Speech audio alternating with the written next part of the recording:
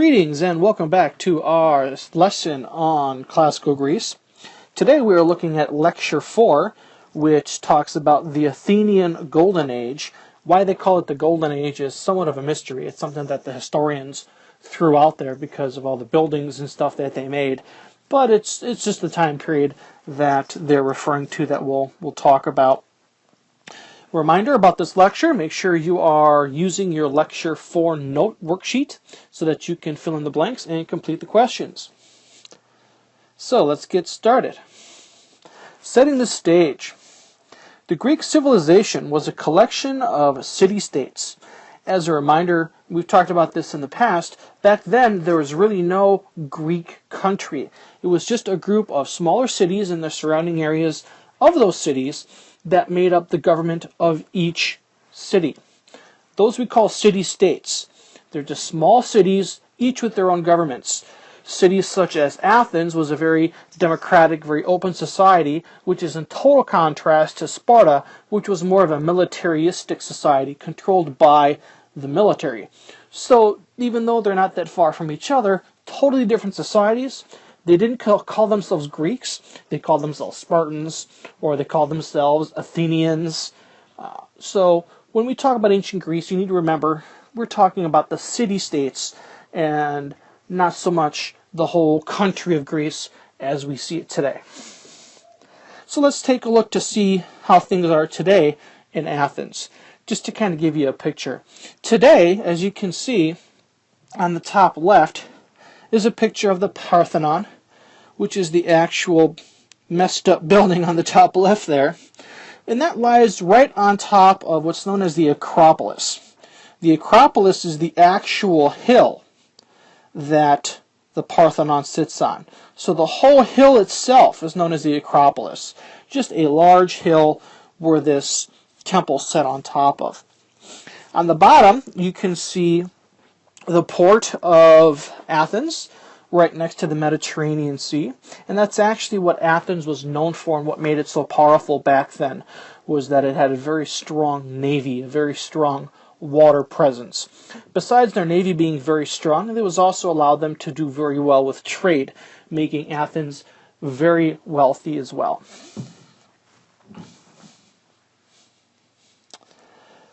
Here we see a kind of a map, more than anything, of what Athens would have looked like in the 5th century BC. As I mentioned before, on the top left, you got the Acropolis mountain with the Parthenon sitting right up on top. You kind of see a little walkway getting up to the entrance of the Acropolis. Just a reminder, the Parthenon itself was actually a temple to the goddess Athena. If you remember from our presentations before, the Parthenon was a gift or a temple to Athena because the name Athens comes from the goddess Athena. We won't get into all that. If you want to look back at the the movie on gods and goddesses, you can do that, and it talks about the story. But the temple was made to the goddess Athena.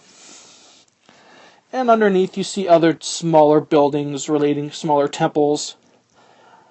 You see the assembly area for the government members over there on the right and the top. Kind of a town square known as the Agora in the middle. And this obviously is just an artist's rendition of what the area might have looked like way back then. Again, you got the Acropolis and the Parthenon on top. This would be the Temple of Zeus right there on the left, if I recall correctly. As you can see, it's a very well-fortified city. So, certainly they had the money and the people and the manpower and the ability to create a pretty well-fortified city. Alright. So, Athens. From around 477 to 431 BC, Athens experienced a growth in intellectual and artistic learning. This was known as the Golden Age of Athens.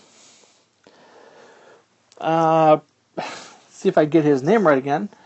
Pericles held power in Athens for about 32 years.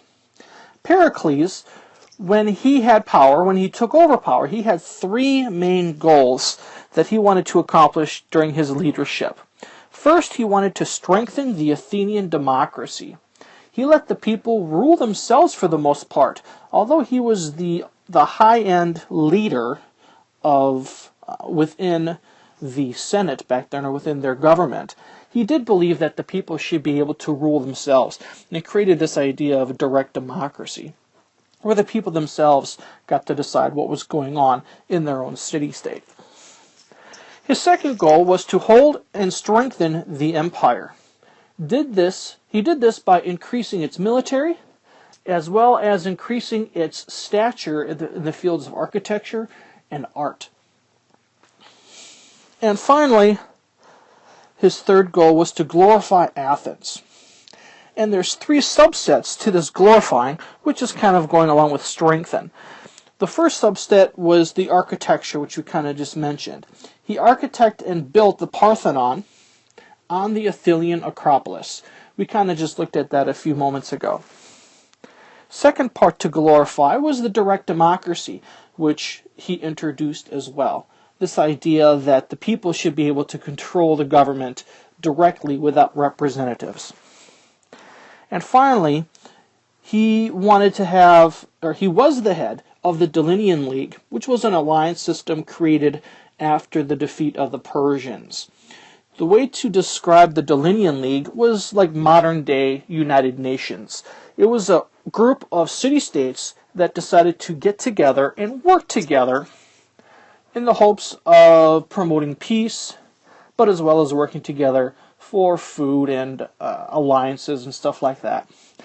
The Delinean League, although it was a good idea, and Rome was like the head of this, it didn't last very long, or was not very successful in the long run.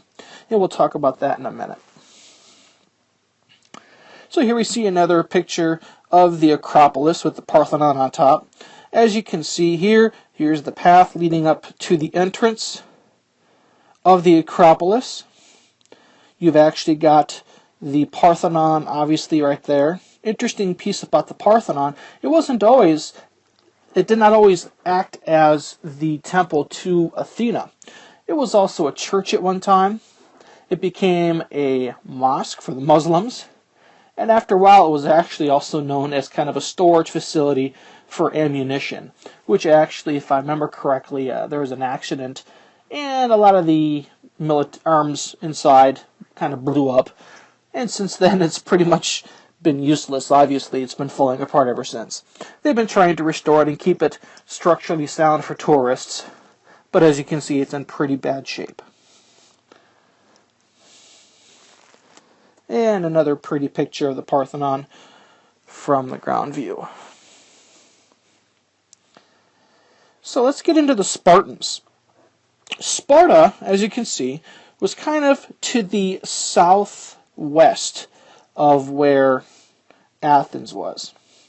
Athens, see if I can pull it up here, is actually more this way. Right up there. It's a little off the map. But that kind of gives you an idea where Athens is compared to Sparta. Sparta was landlocked, so they were not exactly great militarily in regards to the navy, but their army was amazing. And that's what we're going to focus on in this next portion. Spartans, obviously, they were kind of the bullies. They kind of kicked everybody to the curb. Everybody that came up against the Spartans basically lost. The Spartans were very militaristic. Their government was controlled by the military. Very strict, very dictatorial. And another scene, obviously, from our movie, The 300. Just a little clip. Tonight we dine in hell, and tomorrow I'm thinking Arby's. Just kind of a fun clip I found. So, let's take a look at the Spartans.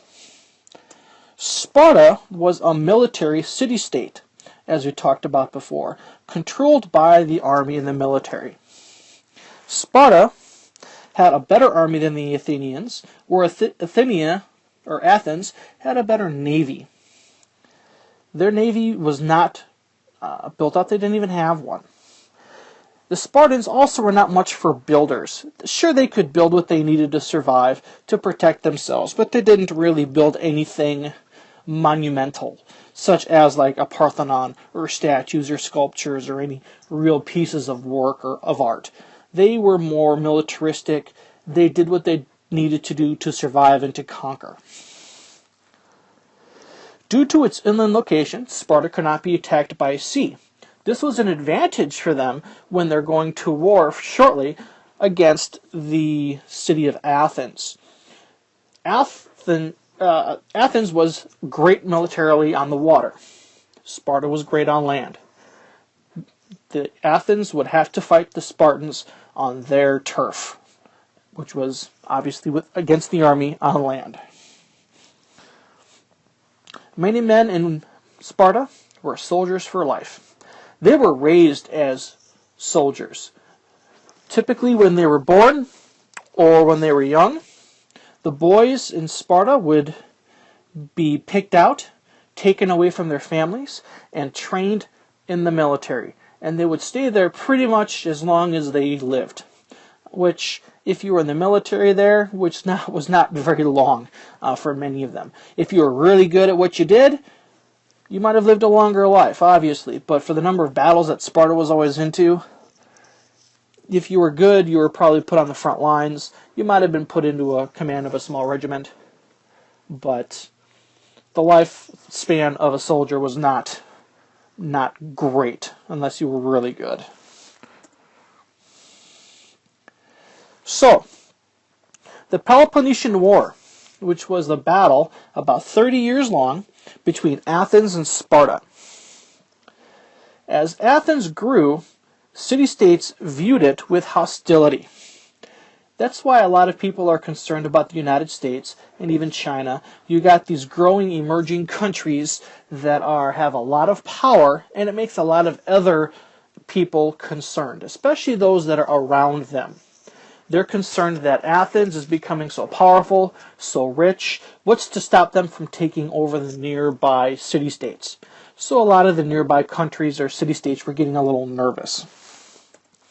So, in about 431 BC, Sparta declared war. They were trying to get an alliance with nearby city-states, create their own alliance, but after some bickering, Sparta just finalized it and said, we're going to war.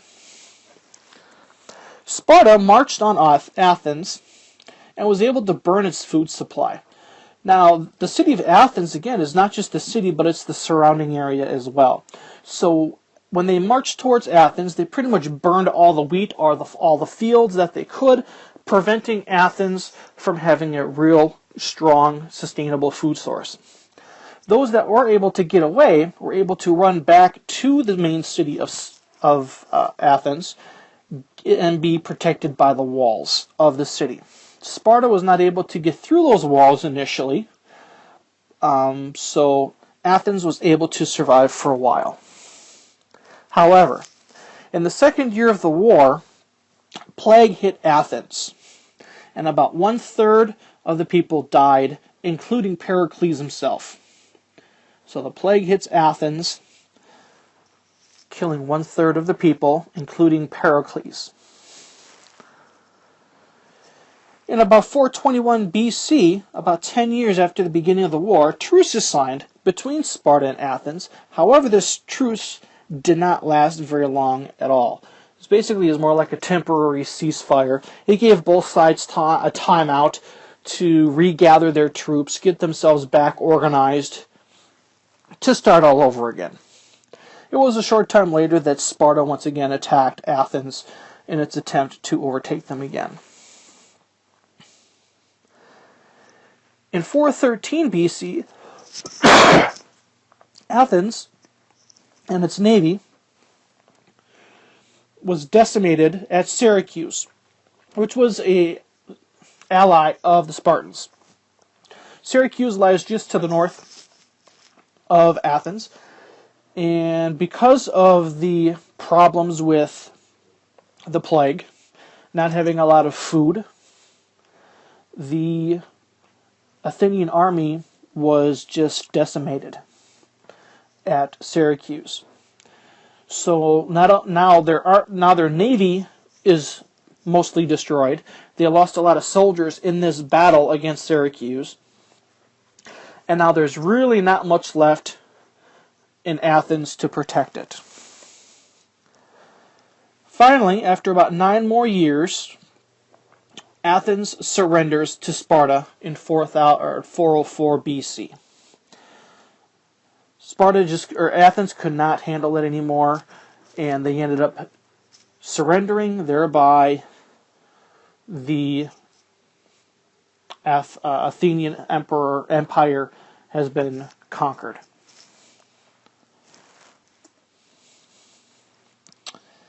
To kind of put it into perspective on a map, here you can see the different sides or the different allies that each side had. Obviously in orange we had the Athenian League, which was Athens and its allies, and the purple we've got the Spartan allies. As you can see, Sparta has allies here, they have Corinth here, they've got Thebes, and right along the border with Athens, they've got Plataea. They had a lot of allies right on the doorstep of Athens. If you compare that with what Athens had, they had Melanos, which was across the sea, Delios across the sea, Amphipolis, if I pronounce that right, across the sea. None of the major city-states were anywhere near Athens, so they weren't really there to protect it. Not to mention, Athens was the capital.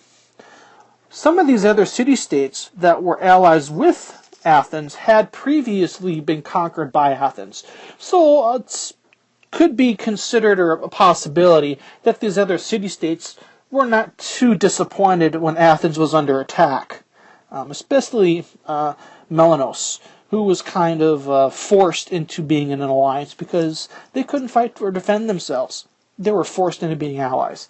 So a lot of these other countries that were on the side of Athens probably didn't cry too much when Athens was attacked. So, enough about the war. Let's get into some of the people that were shortly after the time of the war. So, philosophers. After the Peloponnesian War, many Athenians lost confidence in democracy. Great thinkers, known as philosophers, began to seek truth, or at least what they believed to be the truth. They were tired of all these beliefs. Some of them questioned the idea of the gods. They wanted to seek the truth. Philosophers, actually, the word philosopher actually means lovers of wisdom. And these philosophers had 2 assumptions. First, that the universe is put together in an orderly way and subject to absolute and unchanging laws. So, everything is done a certain way for a certain reason, and they cannot change. Universal truths. The other assumption is that people can understand these laws through logic and reason. So the idea is if you sit and think and are reasonable, you can understand why these universal laws are there. There's a reason why they're there, and there's a reason why there's this order. And that's that second assumption there, that you can understand them with logic and reason. A couple of the important philosophers, we'll talk about 3 of the more widely known. There were many others. But first we'll talk about Socrates. Socrates basically was interested in the unexamined life, or believed that the unexamined life is not worth living. His belief was that you need to be self-aware of yourself. Obviously, be self-aware. Know what's going on in your life.